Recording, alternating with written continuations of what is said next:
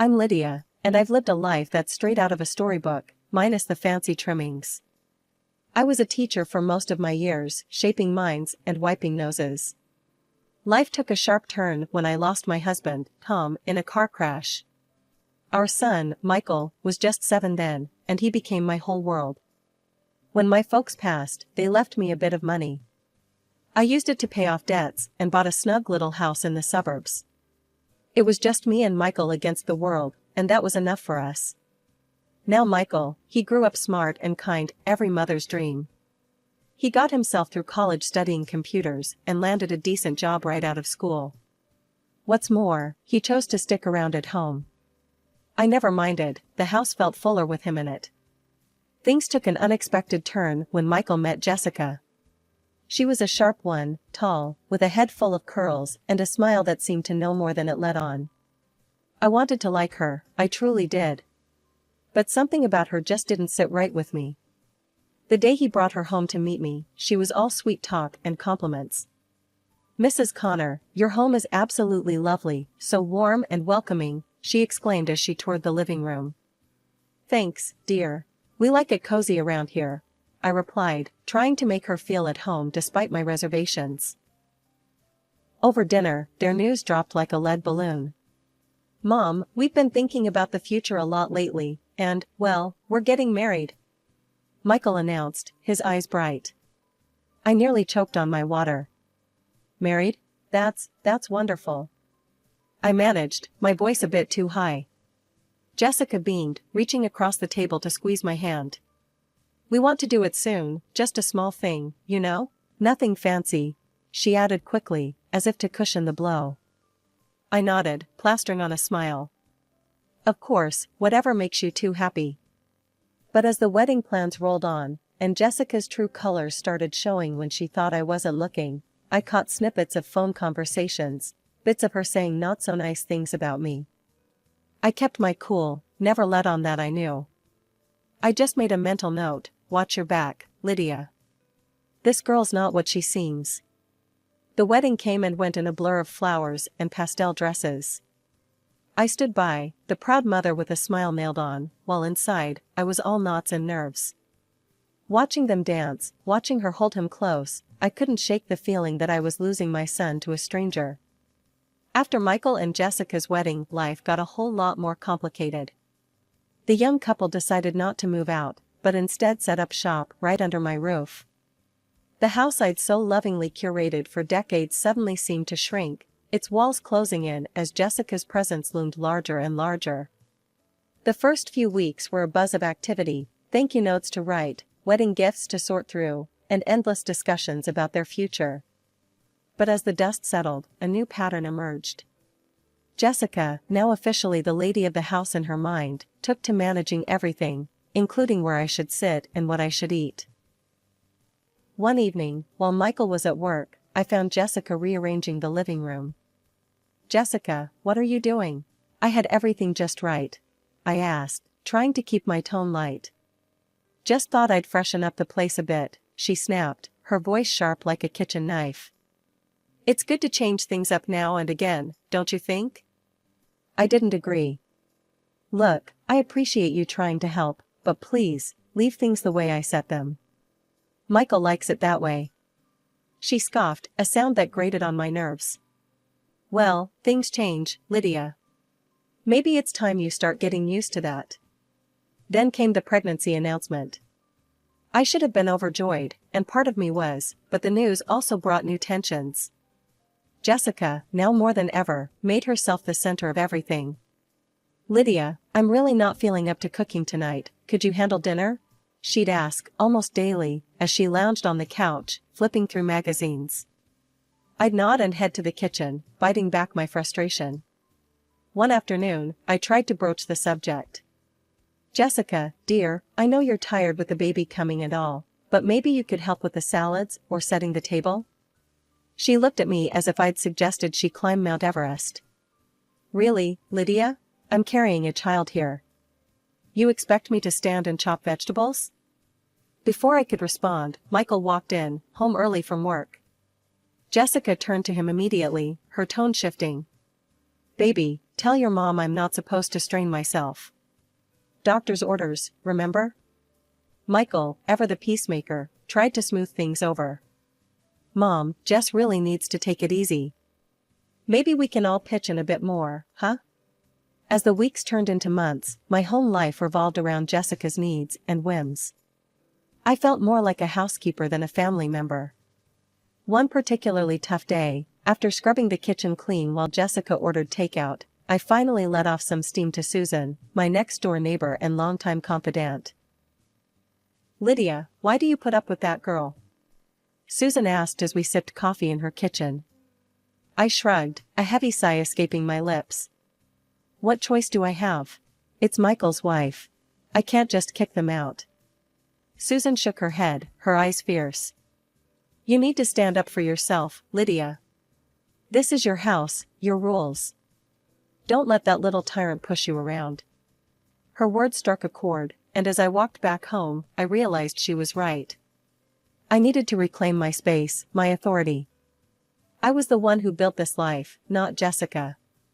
But figuring out how to do that without losing my son was a puzzle I wasn't sure how to solve. Life in our house grew more complicated with the arrival of Michael and Jessica's twins. At first, the joy of being a grandmother was overwhelming, in a good way. Those tiny hands, the late-night coos, and even the cries were music to my ears. But as the twins grew, so did the demands on my time and energy. Days blurred into nights as I juggled childcare with my job and household chores. Jessica, meanwhile, seemed to take her role as the mother a bit too leisurely, preferring to spend her days lounging or shopping. Cooking was a foreign concept to her, and I found myself handling every meal, on top of cleaning up after everyone. One exhausting evening, I was knee-deep in laundry when Michael came home. Spotting him in the hallway, I couldn't hold back any longer. Michael, we need to talk, I started, the fatigue evident in my voice. He looked concerned but wary. What's wrong, Mom? It's all too much. I love those babies, but I'm not as young as I used to be. I thought Jessica would take on more by now. Before Michael could reply, Jessica entered the room, her arms laden with shopping bags. What's all this about, Lydia? Why are you upsetting Michael? I took a deep breath, trying to keep my composure. Jessica, I just think it's time you started helping out more around here. Maybe even cook a meal once in a while. Jessica's face twisted into a scowl. Are you saying I'm a bad mother? How dare you? The room grew tense, the air thick with unspoken grievances. I think it might be better if you find your own place, I finally said, the words heavy on my tongue but necessary. Jessica took my words like a slap. So you want to kick us out? Your own grandkids? No, Jessica, that's not what I meant. I just think it might be easier on all of us if you had your space, and I had mine. The conversation ended with no resolution, just a lot of hurt feelings. Jessica stormed off to their room, and Michael followed after a moment, leaving me alone in the silent aftermath. Feeling isolated in my own home, I confided in Susan the next day over a cup of tea. I just don't know what to do anymore. I'm at my wit's end, I confessed, the steam from the tea fogging up my glasses. Susan was always full of fiery advice. Lydia, you've got to put your foot down. It's your house, your rules. Maybe it's time they learn that. Her suggestion of eviction seemed extreme, but as I mulled it over, it didn't seem entirely unreasonable. I just don't want to lose my son, or my grandkids, I admitted, the fear of making a permanent rift a constant shadow. Sometimes, tough love is the only way, Susan said firmly. But whatever you decide, I'm here for you. Years had flown by, each more draining than the last. I'd hoped things might change as the twins got older, but Jessica never took up the reins as a mother should. She didn't work, claiming the kids needed her at home, though it seemed they needed anyone but her given how little she actually did around the house. On the morning of my 58th birthday, I woke early, stirred by a mix of anticipation and loneliness. I baked a cake, chocolate, everyone's favorite. I decorated it with the simple tools I had, thinking of the small pleasures that used to light up Michael's face when he was a boy. By the time the afternoon rolled in, the cake sat on the counter, its sweet aroma filling the kitchen. I waited, listening for the sounds of the car pulling up, the kids' laughter spilling in as they returned from kindergarten. But the door that eventually opened brought in no joyful noise, just Michael and Jessica, their faces strangely tense. "Where are the kids?" I asked, a frown knitting my brow. Michael looked away, and Jessica, ever so blunt, answered, "They're at my mom's. We thought we'd take the weekend off. Just the two of us." Jessica poured herself and Michael a glass of wine without acknowledging my offer. They clinked glasses right there in the kitchen, a silent toast to their getaway. Then, Jessica turned to me, her voice cold as ice. "Lydia, would you mind keeping it down this weekend? We really need some quiet." Stunned, I stood there, holding the cake knife, feeling like a stranger in my own home. "This is my house," I said, the words heavier than I intended. "And it's my birthday." Jessica scoffed, her voice sharp. "Look, Lydia, just stay in your room and keep out of our way. We want to enjoy our weekend." Michael didn't meet my eyes. "Mom, please, just this once." The pain of his betrayal was sharper than any knife I'd ever held. "Your once is every time, Michael," I whispered, my voice cracking. They didn't listen. Instead, Jessica walked up to me, took my arm, and led me to the door.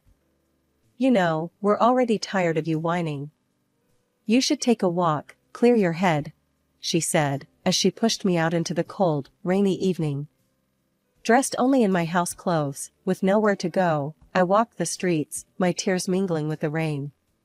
Finally, I found myself on Susan's porch, shivering and miserable. She opened the door, her expression turning from surprise to anger as she saw my state. "Lydia, what on earth? Come in, you're soaking wet." As I sat in her warm kitchen, wrapped in a dry blanket, I poured out the whole sorry tale. Susan's face grew darker with each word. "This is the last straw, Lydia," she said firmly. "You can't let them treat you like this. It's your house, your life. You've got to fight back." Her conviction was a lifeline thrown into the turbulent waters of my despair. "But how, Susan? He's my son. I don't want to lose him." "You've already lost him if he can treat you this way. Let's call my brother, the lawyer. We'll see what your options are." I nodded, feeling the first stir of resolve. Susan made the call, and her brother agreed to meet me the next day. Sitting in her cozy living room, I realized I was afraid to go back to my own home. A place where I was unwelcome on my own birthday no less. I trudged back home late that night, heart heavy and clothes still damp.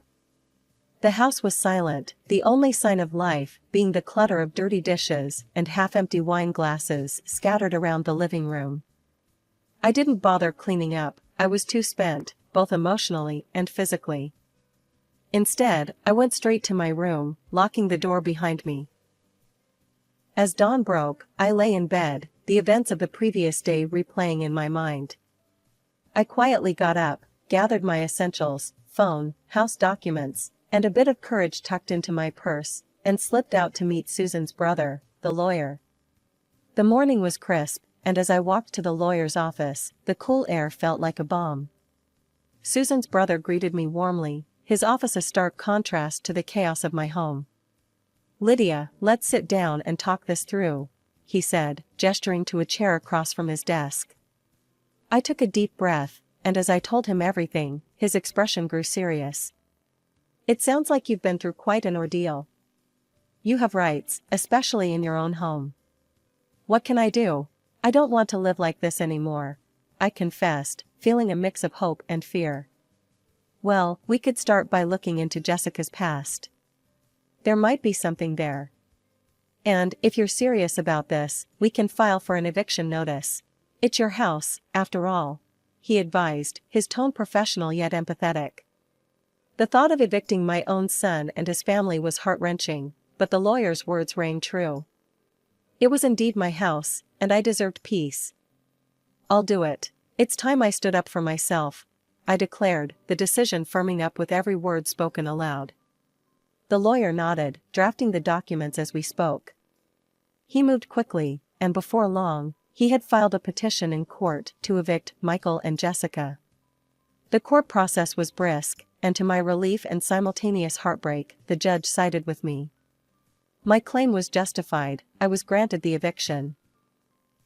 The day they moved out was one of the most painful days of my life.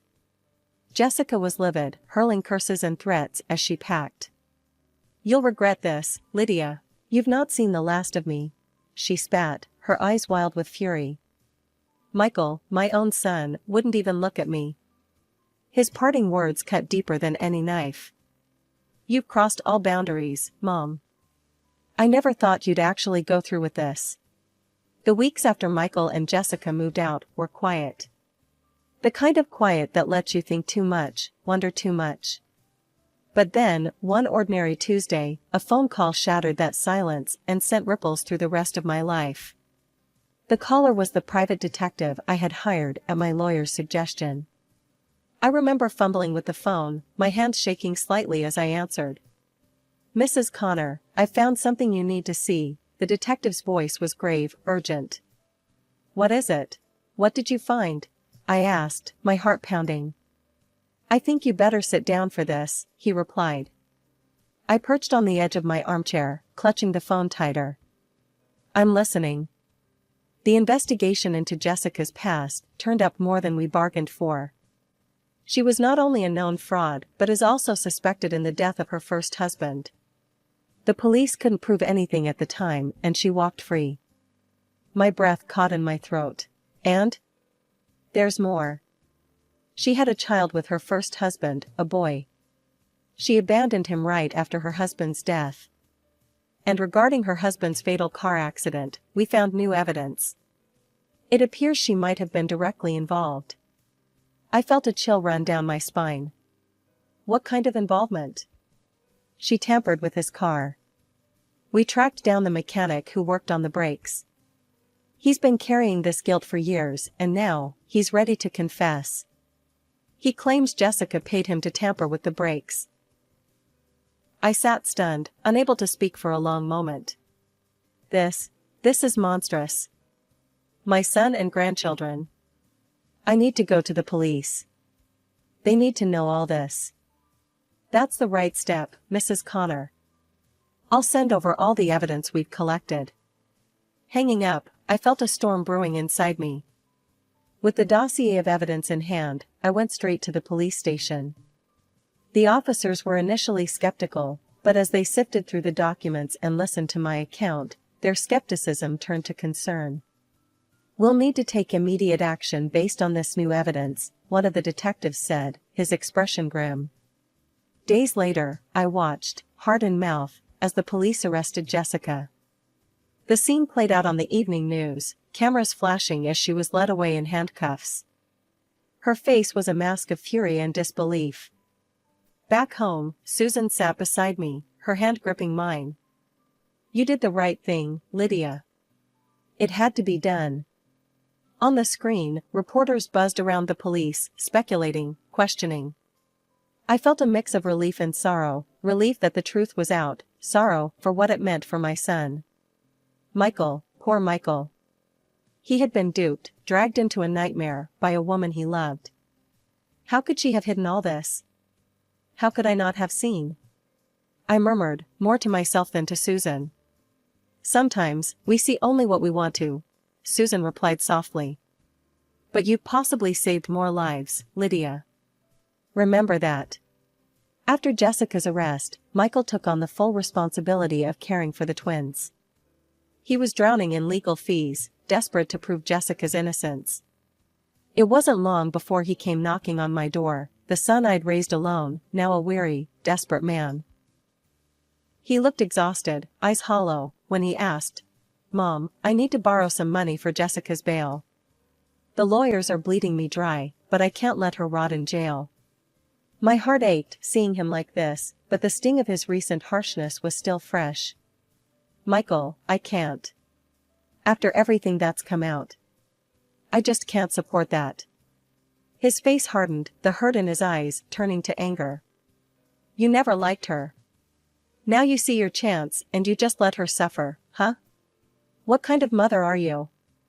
Michael, you don't understand. I'm doing this to protect you, to protect the kids, I pleaded, my voice trembling with emotion. Protect us? By tearing us apart? He scoffed bitterly, shaking his head. You've ruined everything, Mom. You think you're helping, but you're just making it all worse. With that, he stormed off, curses muttered under his breath echoing around the silent house. The situation took a darker turn when one of Jessica's old friends turned up at the police station, her face pale, her hands trembling. The detectives called me in when she started talking. I never thought she'd actually do it, but Jessica planned it all, the woman confessed, her voice a haunted whisper. She wanted to get rid of you, Lydia. She talked about making it look like an accident, pushing you down the stairs when you were alone. My blood ran cold. The room spun slightly as her words sunk in. She wanted to kill me? Yes, and not just you. After you were gone, she planned to do the same to Michael. She wanted everything, the house, the money, everything you both owned. The detectives assured me they were taking it seriously, but the revelation shook me to my core. As I left the station, the world seemed a different place, darker, more dangerous. Back home, Susan was waiting, her expression grim. I heard what happened. That woman is a monster, Lydia. You know that now, right? I do, but Michael doesn't. He still thinks I'm the enemy. I sighed, the weight of my son's estrangement heavy on my heart. Give him time. He's got to see the truth for himself. And he will. He has to, Susan said firmly, squeezing my hand in solidarity. As I lay in bed that night, the silence of the house was no longer comforting, but a reminder of the family I once had. The betrayal, the danger I had unknowingly lived with. I shuddered at the thought of what might have happened if I hadn't acted, if I had let my doubts and Michael's displeasure sway my resolve. When Michael finally saw the horrific truth, he halted all legal support and refused to post bail for her. He filed for divorce and moved to strip Jessica of her parental rights. One rainy afternoon, not long after these events, Michael came to my door.